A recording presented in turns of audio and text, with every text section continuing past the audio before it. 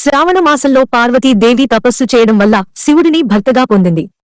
అటువంటి పవిత్రమైన శ్రావణ మాసంలో ఉద్యోగం, కుటుంబం, వైవాహిక జీవితం, ఆరోగ్యం, డబ్బుకు సంబంధించిన సమస్యలను పరిష్కరించుకోవచ్చు. 1. శివునికి జలాభిషేకం చేయడం వల్ల ఆయురారోగ్యాలు కలుగుతాయి, ఆటంకాలు నశిస్తాయి. 2. పాలతో అభిషేకం చేయడం వల్ల ఆరోగ్యవంతమైన శరీరం, ఆరోగ్యవంతమైన శరీరాకృతి లభిస్తుంది. 3. చెరుకు రసంతో అభిషేకం చేయడం వల్ల లక్ష్మీదేవి అనుగ్రహం లభిస్తుంది, శ్రేయస్సు లభిస్తుంది. 4. పెర్ఫ్యూమ్, సువాసన కలిగిన ద్రవం తో అభిషేకం చేస్తే వ్యక్తి ప్రసిద్ధి చెందుతాడు. 5. చక్కెరతో అభిషేకం ధృవీకరణను పెంచుతుంది. 6. మామిడి రసంతో అభిషేకం చేస్తే యోగ్యమైన సంతానం కలుగుతుంది. 7. గంగాజలంతో అభిషేకం చేయడం వల్ల ముక్తి, మోక్షం లభిస్తుంది.